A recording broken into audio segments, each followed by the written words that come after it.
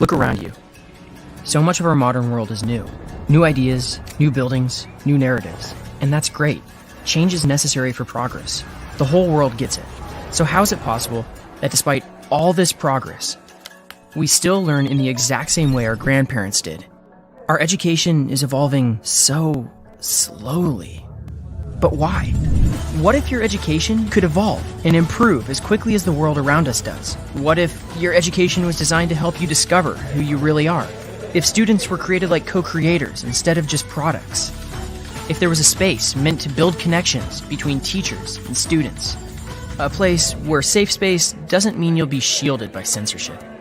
Where liberty isn't just what you learn, but how. Your education should keep up with the rest of the world. And now, it can.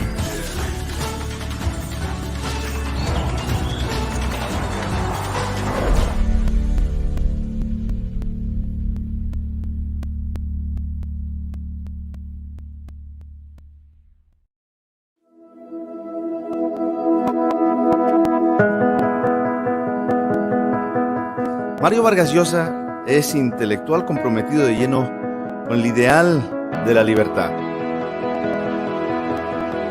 La libertad es una sola, que debe manifestarse en una sociedad realmente libre en todos sus aspectos: el económico, el social, el político, el cultural. Es un mensaje muy esperanzador, es un mensaje que viene a decir que los seres humanos, si quieren vivir en una sociedad floreciente, pues tienen que apostar por la libertad. Estos pensadores fueron los que tuvieron una influencia determinante respecto a mis convicciones políticas, a las cosas que defiendo o critico en el campo de la política. Tener a Mario Vargas Llosa de vuelta en la Universidad Francisco Marroquín es una gran alegría. El camino de Mario Vargas Llosa ha sido un camino de descubrimiento de la idea de libertad y de defensa de la idea de libertad. Porque la libertad es lo más grande que le ha pasado al ser humano.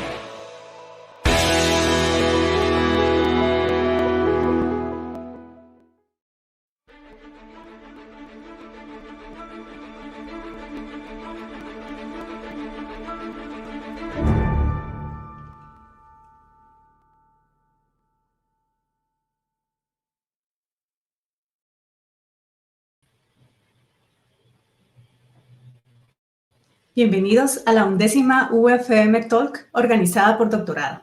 Quiero recordarles que esta será una serie de 20 talks acerca de diversos temas desde las diferentes facultades y departamentos de la Universidad Francisco Marroquín.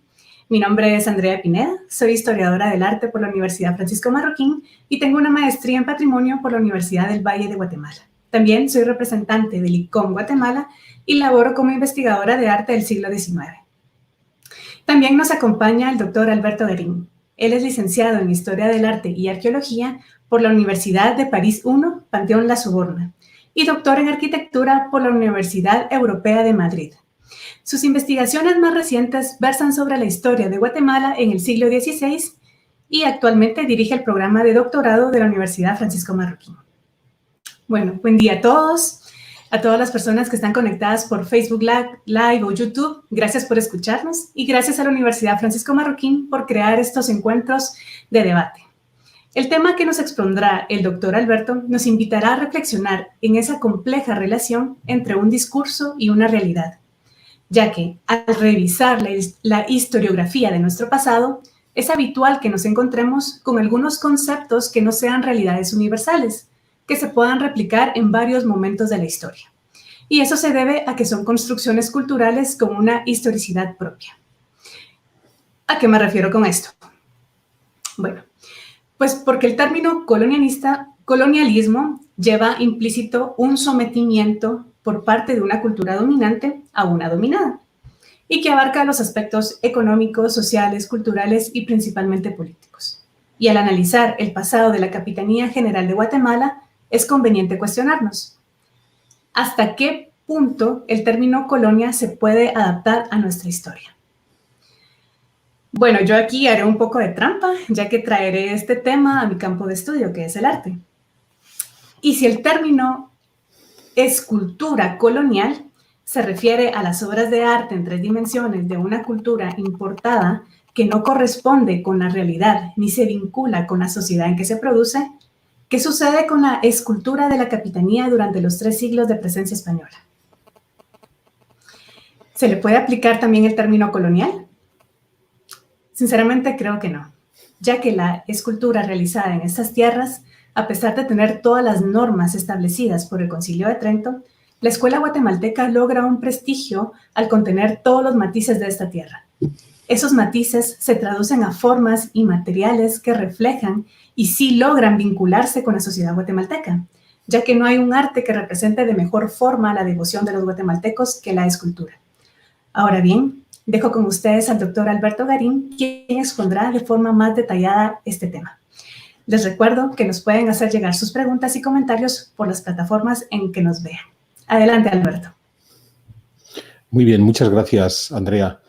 Buenos días a todos y gracias por acompañarnos hoy en este UFM Talk, donde vamos a tratar de debatir sobre un concepto que en principio, tal como Andrea nos estaba explicando ahora, está plenamente asumido en la historiografía, en la historia y en la educación guatemalteca, que es el de referirse al periodo que transcurre desde la llegada de los primeros europeos a la actual República de Guatemala a comienzos del XVI hasta la desvinculación de la República de Guatemala y el resto de repúblicas centroamericanas también a comienzos, en este caso del siglo XIX, como el periodo colonial.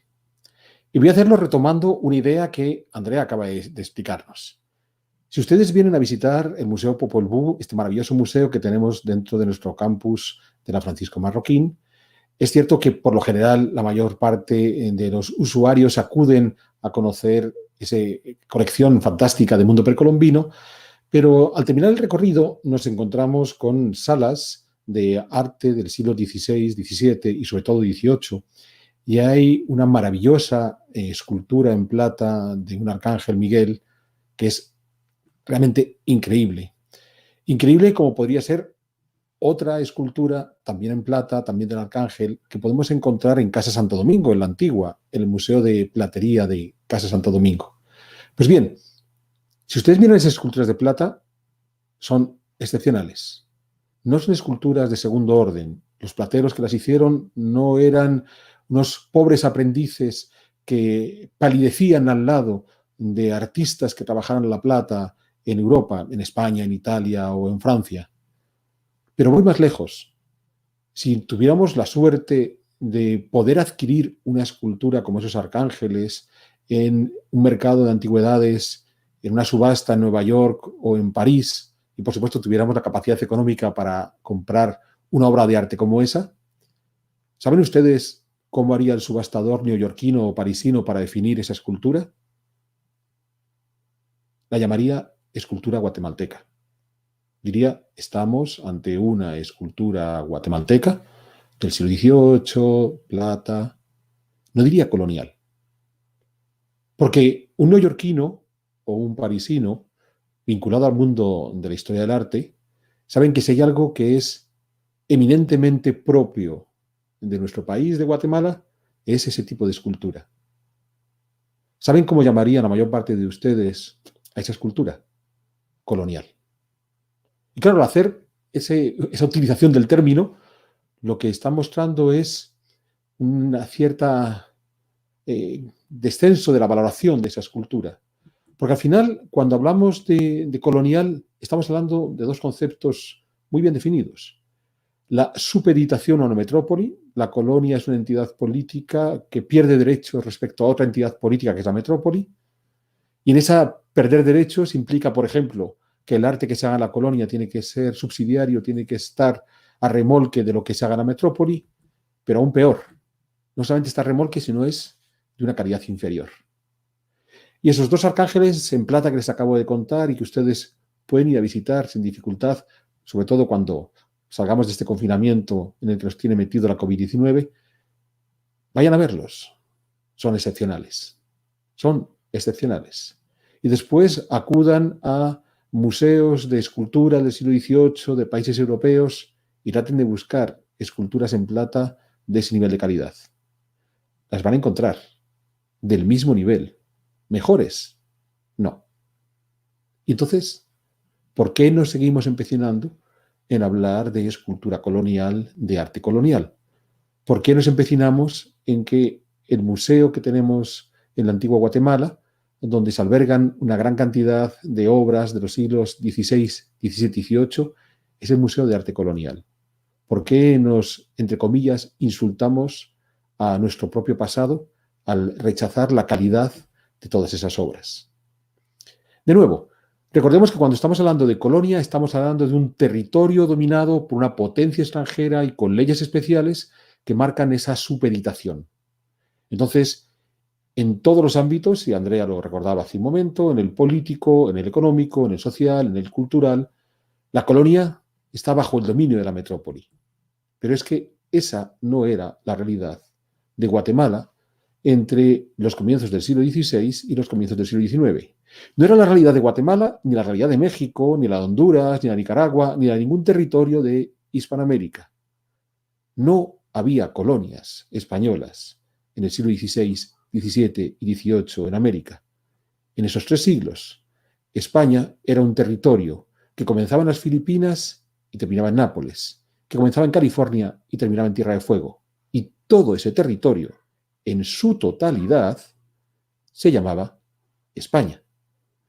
Después, es cierto que esos territorios, esa monarquía hispánica, se articulaba a partir de una serie de construcciones administrativas muy interesantes, de una larguísima trayectoria, en la que había un viejo concepto geográfico que hacía que la península ibérica fuera la Hispania de los romanos, que esa península ibérica se había convertido en el lugar donde se habían asentado los visigodos con autorización de los romanos. Es muy curioso porque de todos los pueblos germanos que entraron en el Imperio Romano y acabaron con el Imperio Romano, el único que tuvo autorización legal para asentarse dentro del imperio fueron los visigodos.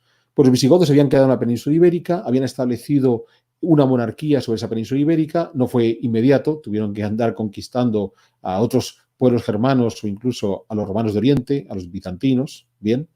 Y cuando llegan los musulmanes desde el norte de África y acaban con esa monarquía, a continuación los núcleos de resistencia cristiana que se quedan en las montañas del norte, en el Cantábrico, el futuro reino de Asturias, en los Pirineos, los futuros reinos de Navarra, de Aragón, los condados catalanes, todos ellos tienen claro el concepto de que están asentados en un territorio que en el pasado fue común, que se llamaba Hispania. Y lo que van a hacer es ir reconstruyendo ese pasado común, avanzando por la península ibérica con todo tipo de avatares, y van avanzando creando pequeñas unidades administrativas que en muchas ocasiones tienen reyes propios. Entonces, en un momento dado, por ejemplo, Galicia fue reino. Y esa consideración de Galicia como reino no se va a perder hasta el siglo XVIII. Hasta el siglo XVIII, los reyes que tienen la corona de Castilla también tienen la corona de Galicia, por ejemplo. Lo mismo ocurre con el Reino de León, lo mismo puede ocurrir con los diferentes reinos de la corona de Aragón, Aragón, Valencia, Mallorca. Todos estos son entidades administrativas calificadas de reino, más allá de que todas tengan en común un rey. Y esto es lo que nos tiene que hacer entender por qué en América también hay reinos. Por qué la Capitanía General de Guatemala se podía conocer como el Reino de Guatemala. Y no es el único. No piensen ustedes que solo Guatemala tuvo la dignidad de ser llamada durante los siglos XVI al XVIII como reino. En México hay unos cuantos. El Reino de la Nueva Galicia, el Reino de Nuevo León, el Reino de Nueva Vizcaya. A la larga, con el paso del tiempo, en la monarquía hispánica, el concepto de reino pasó a ser una forma de denominar una gran región. En este caso, toda Centroamérica es un reino. Y entonces es el Reino de Guatemala. Pero nada de chocarnos. Era propio la monarquía hispánica. Estaba constituida, de partida se termina de consolidar con la unificación de las dos grandes coronas, Aragón y Castilla, y cada corona estaba formada por una serie de reinos. Es más, en el momento en que Cristóbal Colón llega a América y tras él otros conquistadores irán asentándose en el continente, según ese continente se va ocupando, se va a ir estructurando administrativamente y se va a ir incorporando como diferentes reinos o virreinatos en esa monarquía hispánica, al mismo nivel y en las mismas condiciones que los otros numerosos reinos que la monarquía hispánica tenía en Europa. Porque ustedes dirán, bueno, pero aquí había virreyes, una especie de delegado del rey, y que parece que eso hace que el virrey esté supeditado al rey. Sí, porque lo único que tienen en común todos estos reinos es a su monarca. Entonces, si hay algo que unifica toda la monarquía hispánica es que reconoce al mismo rey. Después, cada uno podrá tener sus leyes, sus costumbres, su idioma, pero mantiene el mismo rey. Donde el rey vive, no hace falta tener un virrey, no hace falta tener un alter ego del rey, y a partir de Felipe II los reyes van a vivir siempre en Castilla. Donde el rey no viva, tendrá que haber un virrey. Y entonces habrá un virrey en México y habrá un virrey en Lima. Y con el paso del tiempo habrá también virreyes en la Nueva Granada, en Santa Fe de Bogotá, o habrá virreyes en el Virreinato de la Plata, en Buenos Aires. Pero también había virreyes en Aragón y los había en Nápoles. Y cuando Portugal se incorpora a la a la monarquía hispánica, también tiene virreyes. Estamos viendo la misma estructura política en el mundo europeo y en el mundo americano. No hay ninguna diferencia. Para un monarca hispánico, para un Carlos V, un Felipe II, un Felipe III, un Felipe IV, son tan súbditos los que le han nacido en Segovia, los que le han nacido en Valencia, los que han nacido en Nápoles, como los que podían haber nacido en Quetzaltenango, en Guatemala, en Oaxaca o en Quito. Todos son súbditos del rey y todos al mismo nivel. Todos para él son gentes que comparten la misma monarquía. No hay una gradación, no hay un reino superior y una serie de entidades administrativas supeditadas a ese reino superior. Así no funcionaba la monarquía hispánica. Fue esa gigantesca confederación que se estableció, y no solamente entre la península ibérica, el sur de Italia y América. Pensamos que también hay posesiones de la monarquía hispánica en Asia, en lugares como Filipinas. Claro, ustedes me dirán, pero bueno, vale, desde el punto de vista administrativo existe esa igualdad legislativa, pero puede ser que desde otros puntos de vista no funcione de esa manera, que si haya una supeditación. Por ejemplo, este monopolio, esto que me han contado de que América solo podía comerciar con Castilla a través de un puerto único, al menos hasta la reforma de Carlos III, que es en Sevilla. ¿Por qué estamos obligados a supeditarnos a esa estructura sevillana? Pues porque el rey lo quiso. El rey lo quiso, en este caso para América, a través de Sevilla. Pero es que el rey también había decidido que entre su corona de Aragón y su corona de Castilla iba a haber aduanas. Y también había decidido que entre su reino de Navarra, su corona de Castilla y su corona de Aragón había aduanas. Esta parcelación, este querer dirigir la economía de todo el imperio, esta ausencia de libertad económica, es lo habitual. En los siglos XVI, XVII, XVIII, la monarquía hispánica y en el resto del mundo occidental. Estas prácticas mercantilistas donde se trata de privilegiar a unos en perjuicio de otros. Pero no porque sean una colonia y los otros sean la metrópoli, sino porque el rey decide a quién quiere darle ese privilegio y a quién no se lo va a dar. ¿Y hay una ventaja de los castellanos por encima de los demás? No, ni siquiera.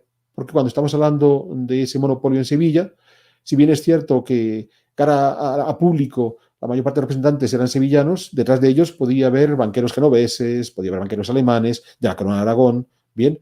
Pero es que sabemos que con el paso del tiempo, y sobre todo en el siglo XVIII, en Sevilla tienen sus puestos comerciales gentes que vienen de México, gentes que vienen de Perú, gentes que vienen de Argentina. Bien, es como la bolsa de Nueva York en versión siglo XVIII, allí tienen que estar todos y pueden estar todos, porque se les permite esa margen de maniobra. Pero es que recordemos que ese empecinamiento equivocado probablemente de la monarquía hispánica por dificultar el comercio entre sus diferentes territorios no solamente estaba entre Aragón, Navarra y Castilla, también estaba entre el Virreinato de Nueva España y el Virreinato del Perú, por ejemplo. Es la estructura económica de su tiempo. ¿Pero acaso ustedes creen que en la Inglaterra del siglo XVIII no había aduanas entre Inglaterra, Gales y Escocia? Por supuesto que las había. Estamos en el siglo XVIII, son todos mercantilistas. No hemos llegado todavía a esa libertad de comercio que comenzará en Inglaterra a finales de ese siglo. Bien es cierto que el mundo hispanoamericano supo utilizar una alternativa a ese monopolio impuesto por la monarquía, que es el contrabando. Un contrabando que probablemente en algunas ocasiones llegó a ser mayoritario. Mayoritario es que quizás el 80% de la actividad económica podía estar pasando a través de contrabando y no del comercio oficial. Y además un contrabando que se normalizó a tal punto que era practicado por todo el mundo. Desde la más alta autoridad, es famosísimo el caso del Cochrane, un barco atrapado, un barco de contrabandistas atrapado por el capitán general de Chile, que el propio capitán general se queda para contrabandear él con los productos que traía en el barco.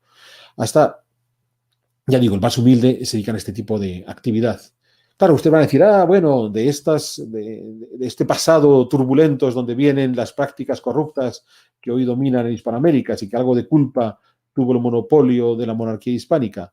No, lamentablemente hay repúblicas hispanoamericanas que son muy corruptas y otras que son muy poco corruptas. Pensemos en casos como Uruguay o como Chile, que tienen corrupción, pero a un nivel muy inferior al de otras repúblicas. Entonces, no estamos ante un mundo uno en el que administrativamente hay una gradación donde Castilla sea la cabeza y todos los demás están supeditados a Castilla, no es cierto. Es más, Castilla se gobierna con su propio consejo, el Consejo de Castilla, e Hispanoamérica se gobierna con su propio consejo, el Consejo de Indias. Hay unos consejeros especiales propios junto al rey para gobernar América, como hay unos consejeros propios para gobernar Castilla, como hay otros para gobernar Aragón, como hay otros para gobernar Nápoles, o hay otros para gobernar en los Países Bajos. Pero vayamos más lejos. Cuando antes nos contaba Andrea que Colonia inevitablemente supone una supeditación en todos los aspectos, no solamente político-económico, también cultural y también social. Ya hemos hecho referencia a las cuestiones de arte. Pero pensemos en una singularidad. Recordemos que el Imperio Británico, que se va a construir en esencia en el siglo XVIII y sobre todo el siglo XIX, curiosamente cuando se independiza Estados Unidos es cuando más va a crecer el Imperio Británico. Si hay un elemento característico del Imperio Británico del XIX es la India. Bien, ¿cuántos anglicanos hay en la India? ¿Qué empeño pusieron los ingleses en hacer anglicanos a sus habitantes de la India? Prácticamente ninguno. La mayor parte de los indios hoy de la India son hindúes y el segundo gran grupo son musulmanes. Musulmanes, interesante. El Imperio Mogol, aquellos musulmanes que dominaron la India en el siglo XVII y comienzos del XVIII, sí se preocuparon por compartir sus creencias con el territorio que habían dominado, la India. Los británicos no les interesaba. La India no era más que un lugar al que poder explotar, sacar la mayor cantidad posible de beneficios y ya está. Entonces, me voy a preocupar porque los indios tengan una formación, una cultura, una identidad similar a la mía. No quiero. Quiero que se marque claramente la diferencia. Quiero que se note que yo soy un inglés que acaba de llegar de Londres y que el indio que está en Bombay o Calcuta es un tipo inferior a mí. Bueno, podrá gustarnos más o menos la conversión al cristianismo realizada por los sacerdotes y los monjes católicos en América, pero Hispanoamérica hoy es un continente eminentemente cristiano. ¿Por qué? Porque si en algo se empecinaron los monarcas de la monarquía hispánica es en lograr esa homogeneización religiosa, esa igualdad de creencias entre todos los territorios en los que eran reyes. Entonces, usted mira, bueno, pero hacerlas a todos cristianos fue acabar con las religiosidades previas, que algunas son muy conflictivas, con las cuestiones de sacrificios humanos y demás, pero sobre todo nos muestra un empeño claro y manifiesto de tratar por igual a todos sus súbditos. Estoy preocupado por la salvación del alma de mis súbditos y quiero que todos consigan esa salvación. Pensemos esa idea que puede parecer banal, pero que a la larga, si nos detenemos un momento, es muy profunda. Los reyes de la monarquía hispánica querían salvar a todos sus súbditos, los de Europa y los de América. Los reyes de la monarquía británica querían salvar a sus súbditos de Inglaterra. Y si después se morían en el infierno los de la India, pues peor para ellos, se lo merecían, por ser indios, hindúes y musulmanes. Entonces, bueno, ahí tenemos una clara prueba de lo que significa un imperio colonialista, el inglés, frente a una monarquía que no lo fue. Pero vamos más lejos. ¿Cuántos indios en la India van a poder acudir a universidades inglesas para obtener títulos de la misma categoría que las de los ingleses? Seguro que si husmeamos en Google vamos a encontrar algún ejemplo. En el caso americano no vamos a encontrar un ejemplo. Vamos a encontrar miles. Porque si algo le preocupó a los monarcas hispanos cuando van avanzando por América es cristianizar a los nuevos súbditos americanos y dotarles de la capacidad cultural que ellos estaban creando, que estaban desarrollando en la propia Europa.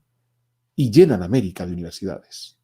Y llenan América de universidades para los que vienen desde Europa, para los mestizos que son el resultado de esa mezcla entre los que llegan de Europa y los americanos, y para los propios americanos que no se quisieron mezclar con los europeos. Claro, como estoy hablando en Guatemala, es maravilloso, porque no tengo que invitarles a leerse 100 libros sesudos, 40 artículos imposibles. Vayan a pasear a la antigua Guatemala. ¿De acuerdo? Pueden aprovechar para ir a Monoloco a echarse unas cervezas, pero antes de echarse las cervezas, a cuadra y media del Monoloco, en la quinta calle, si está mirando la fachada de la catedral a la derecha, ahí vamos a tener el Seminario Tridentino, que hoy son 2 residencias particulares, la universidad, que hoy es el mal llamado Museo de Arte Colonial, y en esa misma cuadra por detrás estaba el Colegio de Indios. La Universidad de San Carlos era la universidad para españoles y mestizos, y el Colegio de Indios era la misma universidad para el mundo indígena. ¿Por qué los están separando? ¿Es porque quieren discriminar al mundo indígena? ¿Quieren que les enseñen de forma diferente? Bueno, podríamos preguntarnos por qué hay gente que aboga por separar la educación de niños y niñas. ¿Están discriminando a las niñas? ¿Están discriminando a los niños? Pero seguro que la mitad de las personas que me están escuchando en este momento son favorables a que la educación sea separada a niños y niñas para que no haya malas influencias entre unos y otros. O, por ejemplo, ¿por qué creamos espacios de fumadores y no fumadores? ¿Estamos pensando que los fumadores son una mala influencia para los no fumadores? Sí, hay mucha gente que lo piensa. Pues en el siglo XVIII consideraban que los españoles y los mestizos eran una mala influencia para los indígenas. Entonces, de la misma manera que no queremos que los fumadores impregnen su mal vicio a los no fumadores, en el siglo XVIII pensaban que era bueno que españoles y mestizos no mal influyeran a los indígenas y por eso había un espacio reservado para el mundo indígena, el Colegio de Indios. Pero era una universidad donde se impartía la misma formación que en las aulas que estaban a la par. Es más, compartían la capilla todos ellos, posiblemente porque en el encuentro con Dios consideraban que la mala influencia se reducía. Ahí estaba Dios más vigilante que de costumbre.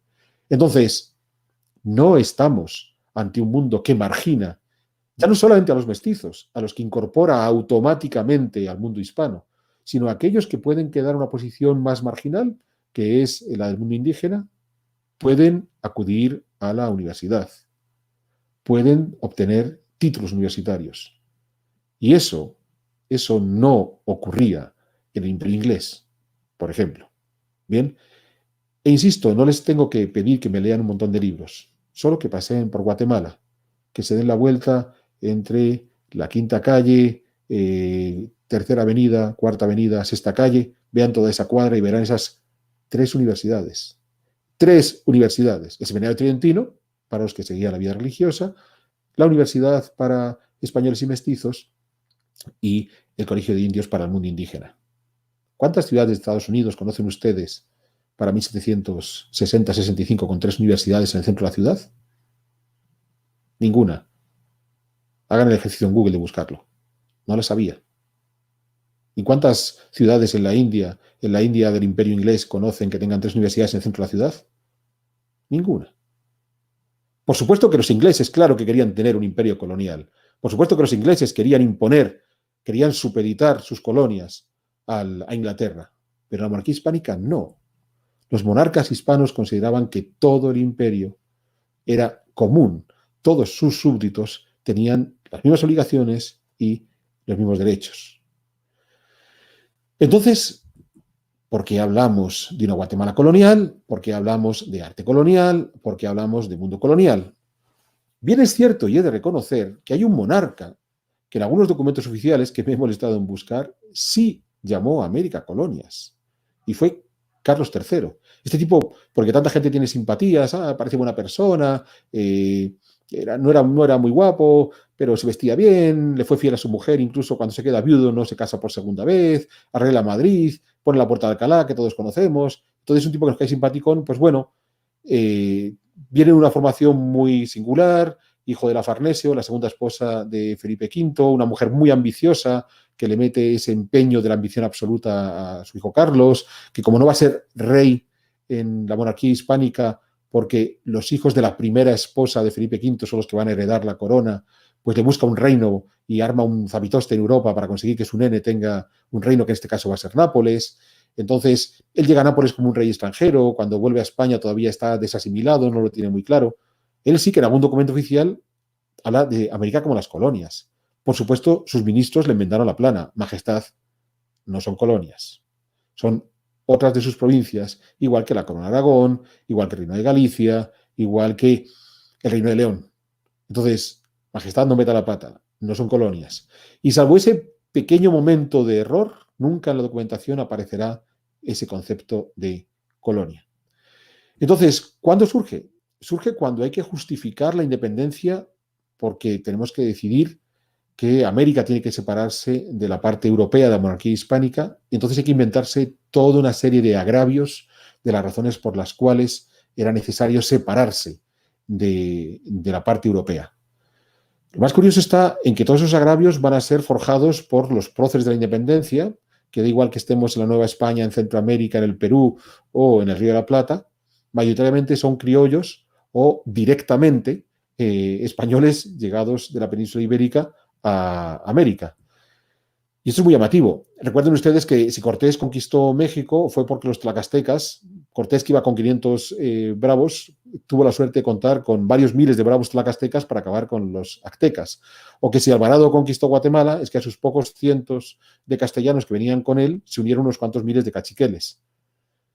Es decir, América se incorporó a la monarquía hispánica porque los americanos decidieron incorporarse a la monarquía hispánica.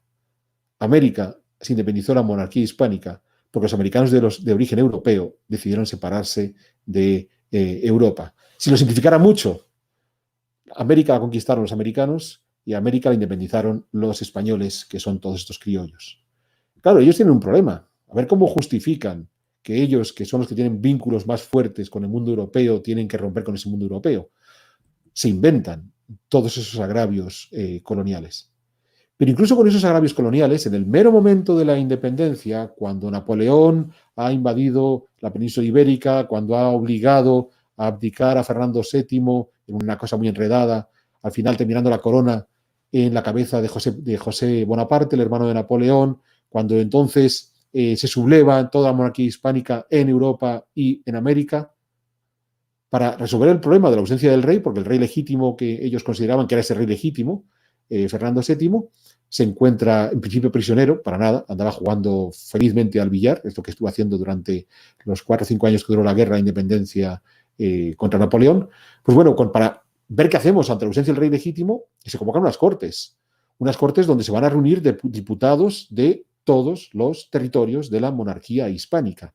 Se convocan cortes porque esa es la tradición pactista donde el pueblo, cuando tiene un problema con el rey o no tiene rey, se reúne para ver cómo lo resuelve. Y es una tradición que remonta a finales del siglo XII. En León es donde tenemos ya establecido ese modelo de cortes mucho antes del Parlamento inglés. Si alguien les dice que el parlamentarismo es un invento de los ingleses, mienten como bellacos. No solamente es que haya cortes en León desde el final del siglo XII, es que en el Reino de León hay leyes propias donde los ciudadanos logran mantener ciertos privilegios frente a los reyes desde comienzos del siglo XI. El Fuero de León es una cosa maravillosa de 1017. Entonces, de nuevo, cuando vayan a mentirle un montón de pajas de los ingleses eran muy brutos en la Edad Media, lo siguen siendo hoy, solo que han sabido mentir muy bien y no lo hemos creído. Entonces, seamos capaces de acabar con esas fantasías. ¿De acuerdo? Entonces, cuando se convocan las Cortes, se celebran elecciones para elegir diputados que vayan a las Cortes y entre esos diputados están los americanos, los que vienen de América. Hay diputados que vienen de la península ibérica y hay diputados que vienen de América. Pero es más, es que el diputado de Guatemala, Antonio Larrazábal, llegó a ser el presidente de las Cortes. ¿Cómo va a ser Guatemala una colonia si el diputado de Guatemala es el presidente de las Cortes de España? Tienen que entenderlo. ¿Ustedes se imaginan a Benjamin Franklin o a George Washington presidiendo el Parlamento de Londres?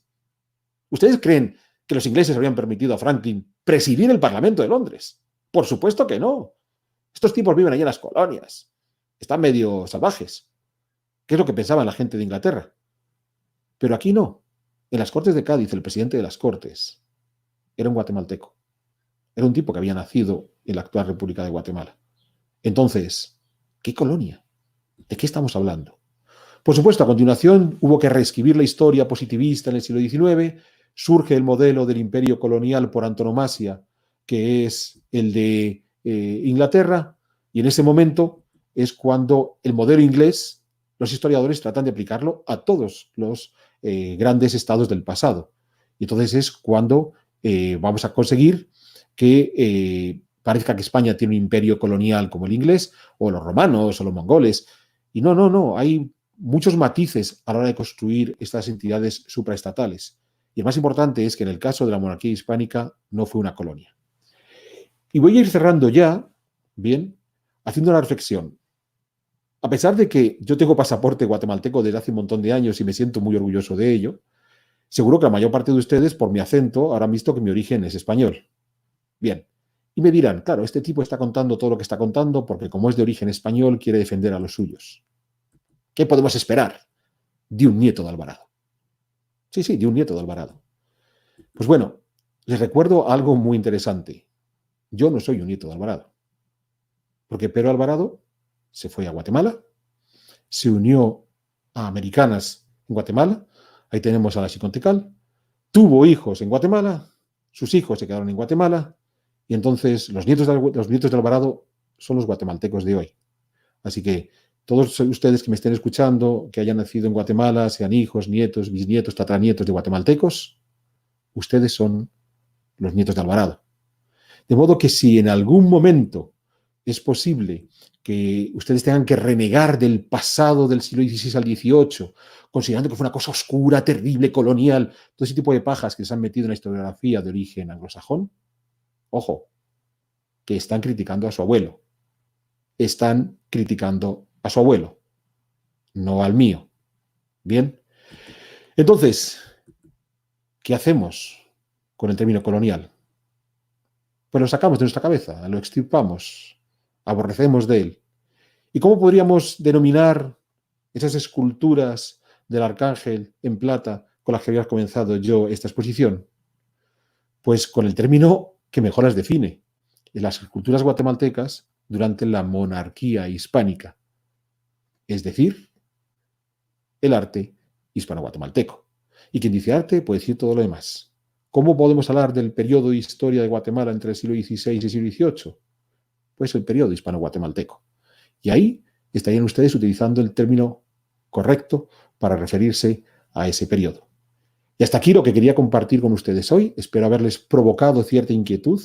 No espero haberles convencido plenamente, pero si al menos consigo que empiecen a cuestionarse un concepto que claramente es erróneo, habrá sido un gran aporte.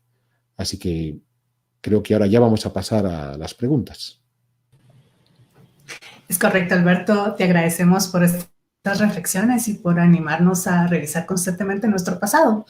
También agradecemos a todos los comentarios y preguntas que nos han enviado. Y ahora entraremos a la sección de preguntas y respuestas.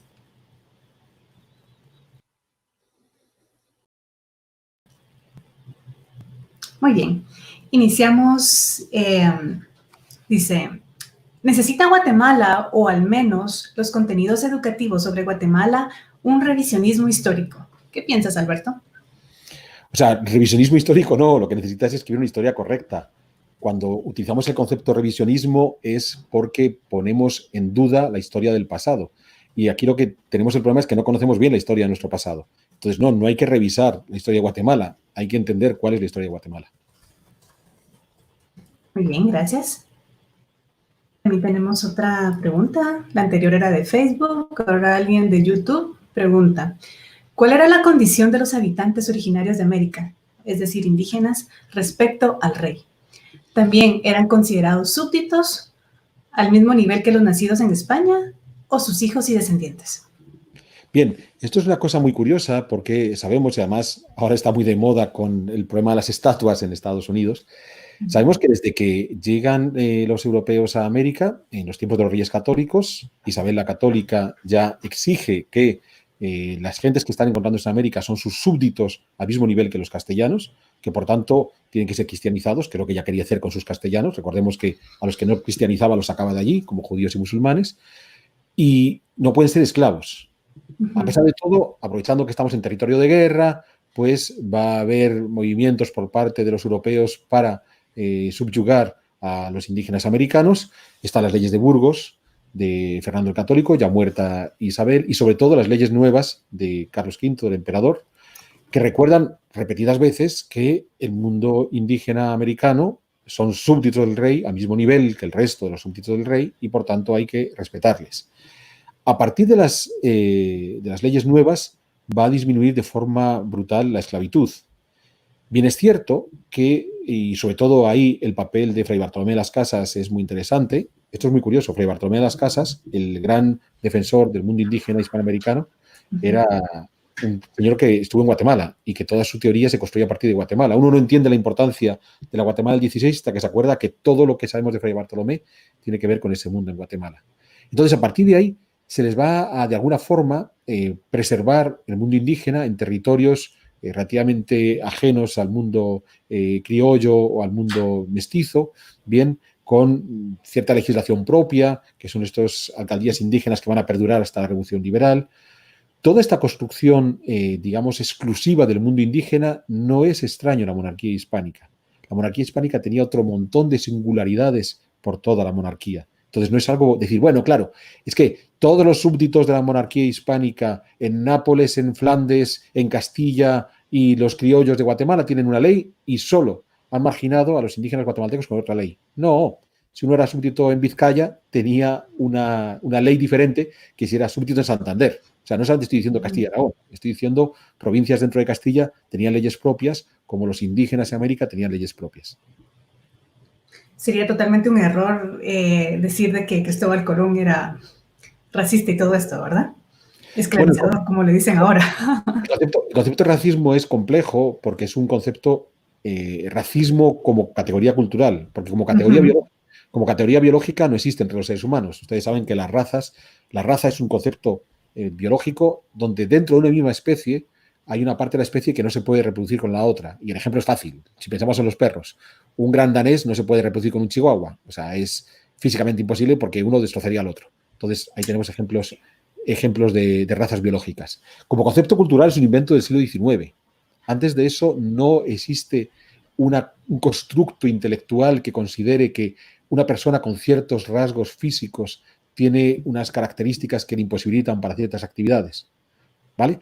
Entonces, ¿por qué la mayor parte de los esclavos que van a América son negros? ¿Porque hay un racismo hacia los negros? No, hombre, la mayor parte de los que son esclavos negros es porque hay otros negros que los capturan en las guerras en África y se los venden a los portugueses en la costa de los piratas, ahí donde está Costa de Marfil. Entonces, los negros llegan a América como esclavos porque previamente ha habido otros negros que los han esclavizado. Si no son negros y son blancos, al mercader de esclavos le importaba un comino el color. Con que fuera esclavo y lo pudiera vender, le valía. Solo que la mayoría son negros porque han sido previamente esclavizados por otros negros. Ok, gracias Alberto. También pregunta César Penados en Facebook. Dice, muy interesante, ya que menciona al Imperio Británico y el hispano. ¿Por qué cree usted o qué explicación tiene de que los países que se independizan del Imperio Británico en su mayoría han tenido mayor desarrollo económico y humano que los hispanos? Pues posiblemente porque se ha olvidado usted cuáles son los países que se han independizado del Imperio Británico, porque si lo recordara de memoria se daría cuenta que son bastante más pobres la mayoría que los del Imperio Hispánico. Claro, cuando uno piensa en Imperio Británico y su independencia, lo primero que se le viene a la cabeza es Estados Unidos. Lo compara con Guatemala y parece que menos mal que Estados Unidos fue conquistado por los ingleses y Guatemala por los españoles. Si después empezamos a pensar en todas las repúblicas africanas que fueron parte del Imperio Inglés, qué sé yo, un Zimbabue, Sudáfrica hasta hace muy poco, pero incluso podemos pensar en Bangladesh, que es uno de los países más pobres de Asia, pues la verdad es que entre Zimbabue y Guatemala está bastante mejor. Pero podemos ir más lejos. Es que si pensamos en la única parte realmente exitosa del antiguo Imperio Británico que se independizó, que es Estados Unidos, y nos obsesionamos por decir, bueno, vale, los bengalíes, como son bengalíes, y los de Zimbabue, como son medio brutos, por eso que se quedaron pobres, aunque los ingleses llevaron toda su cultura maravillosa, la que no tenían. Pero en Estados Unidos lo hicieron bien. Hostia, pensemos cuáles son los estados más ricos de Estados Unidos, que son California y Florida. Son los dos estados más ricos de Estados Unidos. Y el cuarto es Texas. Los tres son estados hispanos. Los tres fueron colonizados por los españoles. Los tres se construyeron sobre una estructura económica generada por la monarquía hispánica. Y después los ingleses, que ya no eran ingleses, eran estadounidenses, solo tuvieron que adquirir esos territorios previamente colonizados por los españoles y seguir dejándoles funcionar. Así que si usted piensa que Estados Unidos es el mejor ejemplo de éxito imperial, perfecto. Está demostrando que la monarquía hispánica lo hizo muy bien, porque los estados más ricos de Estados Unidos son los estados hispanos, Florida, Texas y California. Ok, gracias. Pregunta Flor de María Orellana. ¿Por qué considera usted que no ha habido interés en Hispanoamérica de revisar el término colonia? Porque hay que justificar la realidad hispanoamericana, sobre todo del siglo XX, más que la del siglo XIX. Es muy curioso porque cuando Hispanoamérica se independiza, toda Hispanoamérica se independiza en ese primer cuarto del siglo XIX de la península ibérica, es un mundo rico. Es un mundo mucho más rico que el europeo, es un mundo exitoso, es un mundo con una cantidad importante de oportunidades muy interesante. Es un mundo donde gracias al contrabando han creado una libertad de comercio alternativa muy jugosa. Es decir, en 1830, si yo hubiera tenido una bola de cristal y hubiera ido a la bola de cristal, hubiera dicho, voy a adivinar el futuro. En 2020, ¿cuáles van a ser los países más ricos del mundo mirando cómo son los países en 1830? En 1830, los países más ricos del mundo eran los hispanoamericanos. Entonces, 2 siglos después tenían que seguir siendo la pura tos con flema. O sea, no podía ser posible que Hispanoamérica no siguiera siendo la parte más rica del planeta Tierra. ¿Y por qué no lo ha sido? Pues porque al camino los hispanoamericanos han ido tomando decisiones inapropiadas. Bien. Es más, según va pasando el tiempo, las toman cada vez mayores. Entonces, si al comienzo metieron un poco la pata con el hecho de levantar 27 aduanas en lugar de dejar libertad de comercio absoluta, pues seguimos avanzando durante el siglo XIX y sobre todo el siglo XX, y esas equivocaciones se multiplican y entonces tenemos regímenes como el bolivariano de Venezuela. ¿Qué ocurre? Que no puedo decir, me he equivocado, porque eso los políticos no lo dicen. No puedo decir, mi padre se equivocó. Entonces, claro, hay unos malvados españoles muy brutos que llegaron en el siglo XVI, que fueron ellos los que nos estropearon todo. Pues no. No fue así. En 1830, la parte más rica del planeta Tierra era Hispanoamérica. Era el mejor lugar para vivir, era el mejor lugar para crecer, era el mejor lugar para desarrollarse.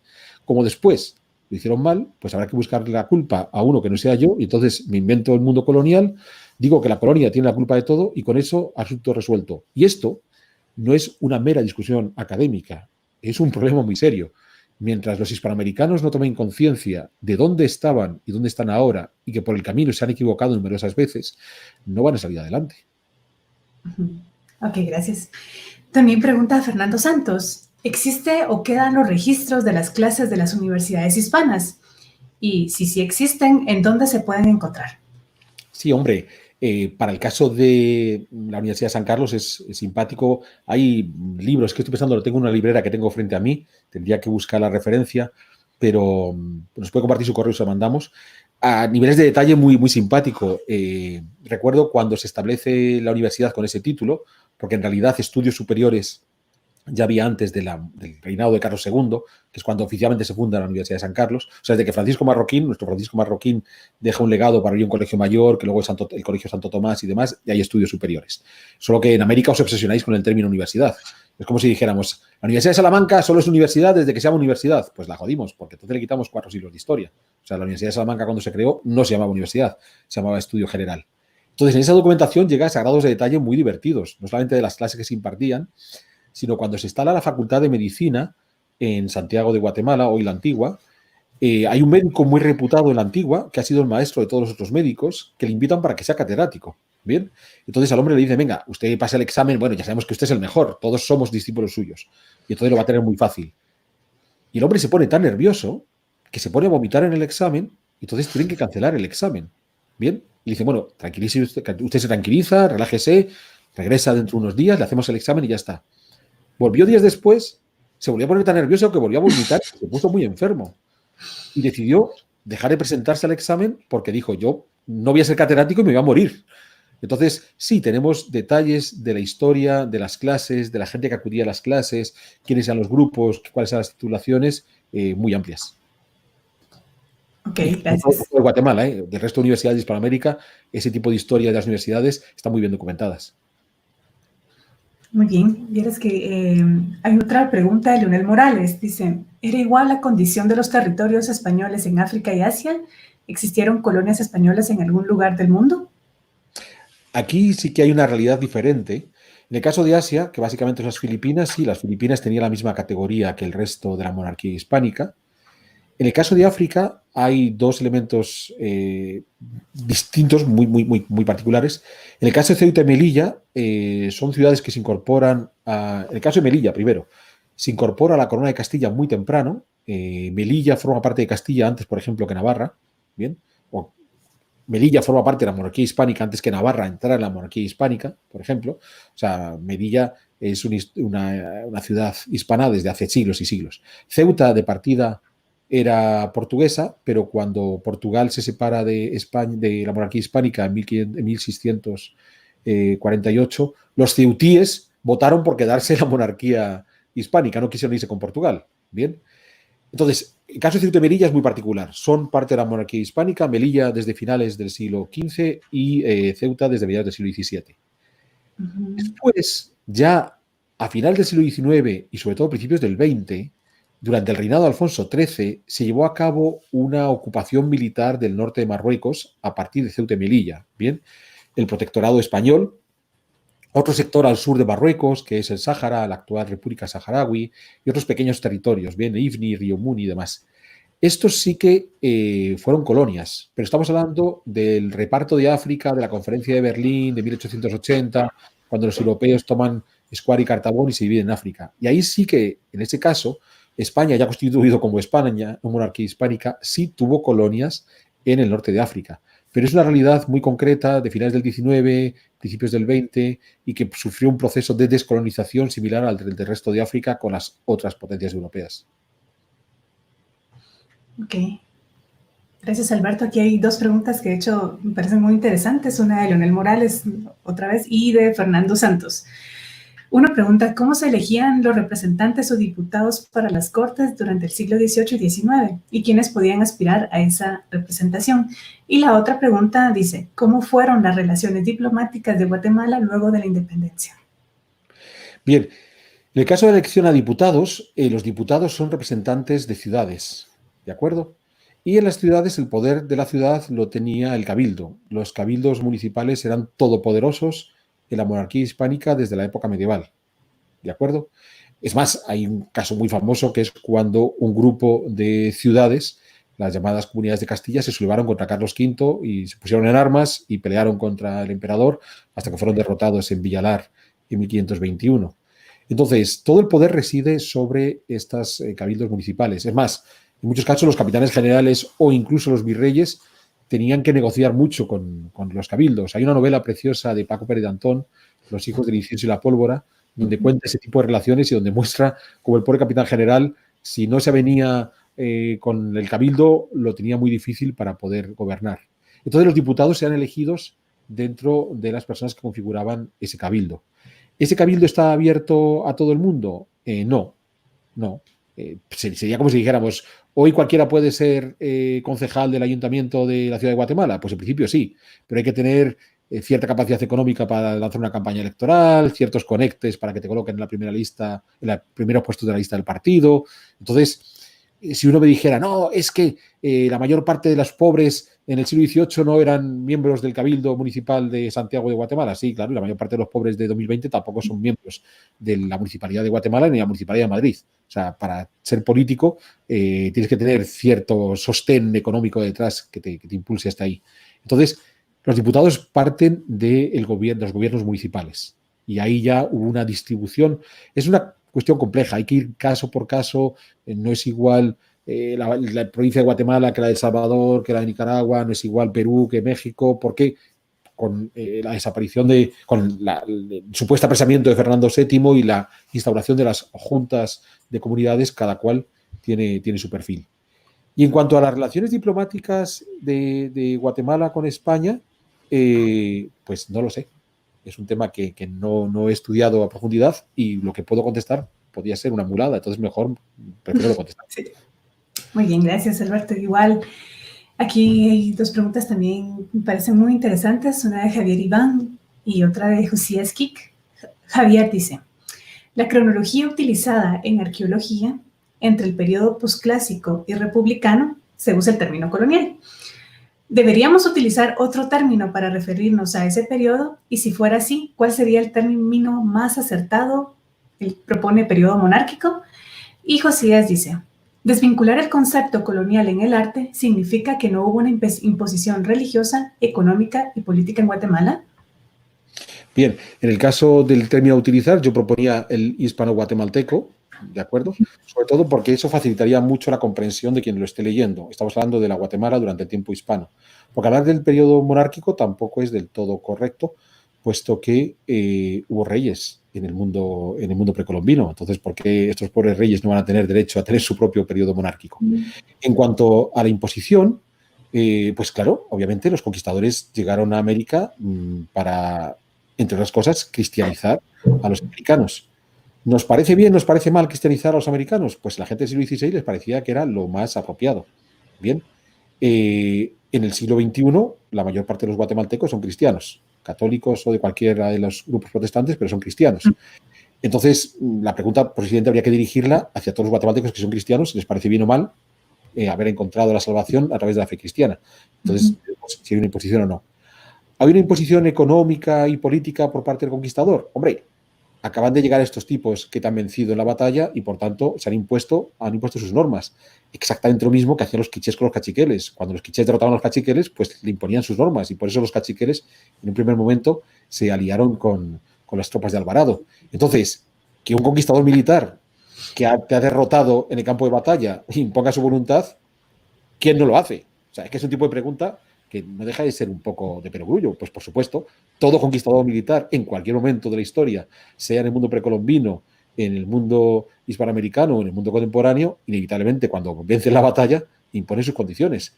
Imagínese usted que terminamos la Segunda Guerra Mundial y le decimos a Hitler, fíjese, le hemos derrotado en el campo de batalla, hemos tomado Alemania, le hemos sitiado en Berlín, pero para que no se sienta mal, le vamos a dejar que siga con sus costumbres, que siga gaseando judíos y ese tipo de cosas, porque si no, va a llegar alguien que nos diga dentro de 50 años, ustedes impusieron el modelo de la democracia liberal en la Alemania nazi, qué injusto.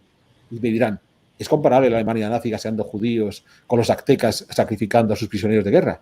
Pues sí, no me parece que sea muy elegante esto de andar haciendo sacrificios humanos de tus prisioneros de guerra. Entonces, claro, el conquistador claro que se impuso, como cualquier conquistador militar. Otra cosa es que a lo mejor tampoco es que el sistema previo fuera tan exitoso como para decir qué triste que nos dejaron de hacer sacrificios humanos. Ok, gracias Alberto. Nosotros agradecemos todas esas inquietudes que nos han estado llegando. Lastimosamente por cuestiones de tiempo ya solamente nos da lugar a una pregunta más. Y es, ¿cuáles fueron las Cortes españolas tan eficaces en limitar el poder del gobernante como el Parlamento inglés en el siglo XVII y XVIII? ¿Y pudieron o tuvieron la intención de limitar el mercantilismo? No, las Cortes españolas no tuvieron ningún interés en acabar con el mercantilismo porque los representantes de las Cortes, que son estos representantes urbanos, son los primeros que salen beneficiados de ese mercantilismo. Entonces, ¿para qué demonios van a querer acabar con el mercantilismo si ellos se benefician de ese mercantilismo? En cuanto a si limitaban el poder de los reyes, sí, lo limitaban. Inevitablemente, eso es fantástico no me acuerdo si es el segundo libro del Cabildo de Santiago de Guatemala, creo que es el segundo o el tercero, cuando llega Alonso de Maldonado, y con esto ya termino, cuando llega Alonso de Maldonado como nuevo gobernador en lugar de Pedro de Alvarado, viene con un nombramiento firmado en principio por el emperador, por Carlos V, y entonces los miembros de la municipalidad, del Concejo Urbano de Santiago de Guatemala, toman el papel del rey, se lo ponen de encima de la cabeza, agachan, sí, lo que su majestad quiera, nosotros siempre obedeceremos lo que diga el rey. Y a continuación le dicen, y está escrito, perfecto, señor Maldonado, nosotros tenemos estos derechos y privilegios. Si usted no nos lo confirma, usted no es el gobernador. Lo diga el rey o lo diga el emperador. Entonces, el emperador primero nos confirma nuestros derechos y después nosotros obedecemos al emperador. Entonces, ya no es a nivel de cortes, es que a nivel de poder municipal, si no estaban de acuerdo con la decisión del rey, se lo decían y el rey se la tragaba. Muy bien. Entonces, agradecemos su participación. Gracias por escucharnos y queremos recordarles que el próximo UFM Talk se llama La descentralización efectiva, los aportes de Charles Thibault y Vincent y Elinor Ostrom, impartidos por el EPRI. Y estos serán transmitidos por el Facebook Live de la Universidad Francisco Marroquín y por el New Media. a las 6 de la tarde. No se lo pierdan. Gracias. Muchas gracias a todos por acudir hoy.